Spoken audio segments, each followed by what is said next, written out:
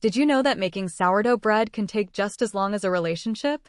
Join us on this 8-minute journey to create your first loaf and discover the magic of wild yeast. Welcome to the world of sourdough bread. First, you'll need a bit of wild yeast, a living, breathing culture that's been around for thousands of years. This friendly microbe is everywhere in the air and on our food, just waiting for your kitchen counter to become its home. To start, gather 2 cups of flour and 1 cup of water. Mix them together until you get a smooth, but slightly lumpy paste. Place this mixture in a clean glass jar with a breathable cloth covering it, making sure not to seal it completely. Let it sit on your counter at room temperature for 24 hours.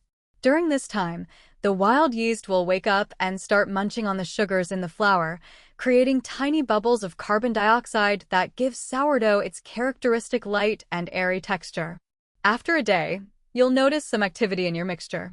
That's when it's ready to become your first sourdough starter. Now that you have your sourdough starter, it's time to gather the tools you'll need for baking. You'll require a couple of mixing bowls, a digital kitchen scale, yes, we recommend one, plastic wrap or a damp cloth, and oven mitts. Trust us on this. Additionally, invest in a Dutch oven if you can. It will create a wonderful steamy environment that helps the bread form its crust. Don't forget your favorite knife for slicing the loaf, and perhaps some parchment paper to line your baking tray. Having these tools ready ensures that when it comes time to mix and shape your dough, you're all set. Once everything is prepared, you can begin mixing your flour with water according to a tried-and-true recipe. This step is where the magic really starts to happen. Start feeding your starter with equal parts flour and water, a small but crucial step in nurturing its growth. Mix 1 cup of active starter with half a cup each of warm water and all-purpose flour in a clean jar or bowl. Stir vigorously to ensure the mixture is smooth and consistent. Place it somewhere warm and undisturbed for about 8 to 12 hours. Repeat this process every day, adding more flour and water each time until your starter becomes bubbly and vigorous. Measure out ingredients carefully for accuracy. Use a kitchen scale if possible to avoid pouring too much or too little. Keep your starter in a warm area like near a heating vent or on top of the fridge. Once your starter is active, you can use it to make bread. Store it in the refrigerator when not using. Just give it a quick feed before baking. Now that your starter is ready, it's time to mix the dough.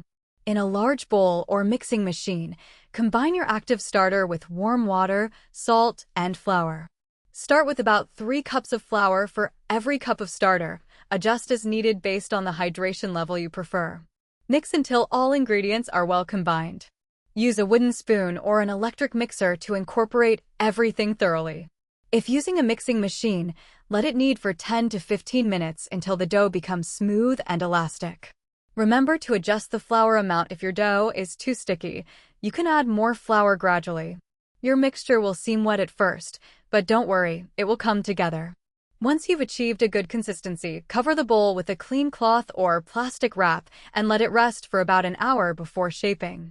Now that your dough has risen, it's time for the fun part, shaping and proofing. This step is crucial as it gives your loaf its final form. First, flour dust your work surface lightly and gently transfer the dough onto it. Gently press down on the dough to release any air bubbles that have formed during rising. Now, here's a secret. The way you handle the dough can affect its texture. For instance, if you're making a boule, a round loaf, start by folding the edges into the center with your hands. Repeat this action 3 or 4 times to create tension in the dough. If you want a baguette shape, gently stretch and extend the dough lengthwise while keeping it taut. This technique is called window pane testing, where you can see through the stretched dough if it's properly developed. Once shaped, place your loaf seam side down on a baking sheet or a lidded Dutch oven. This step is essential for creating a crispy crust and an even rise. Cover with a clean kitchen towel and let it proof in a warm spot for another 1 to 2 hours, or until it nearly doubles in size. During this time, you might notice the dough's surface becoming more elastic and shiny. This is normal.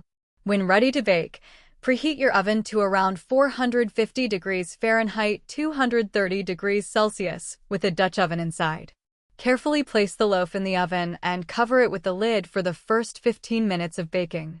Then, remove the lid and continue baking until golden brown. The perfect sourdough bread is not just about the recipe, it's also about the care you put into every step. Enjoy your handcrafted masterpiece as you share a slice with family and friends.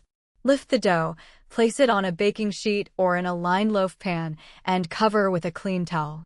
Preheat your oven to 450 degrees Fahrenheit, 230 degrees Celsius, and bake for about 30 minutes, or until the crust is golden brown and the bread sounds hollow when tapped.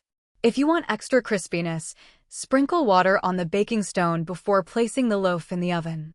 This creates steam that helps the crust form a beautiful, crispy exterior. Watch closely as the last few minutes of baking are crucial for achieving that perfect crust. Once done, remove the bread from the oven and let it cool completely on a wire rack to prevent moisture buildup inside the bread. Enjoy your sourdough with a slice of butter or as part of an open-faced sandwich. Its unique tang will delight your taste buds. A story. During a baking competition, a baker used this technique to win first place, showcasing how critical these steps are for achieving professional results at home. Ready to try making your own sourdough? Subscribe for more bread making tutorials and check the description for a link to our sourdough starter guide. Happy baking!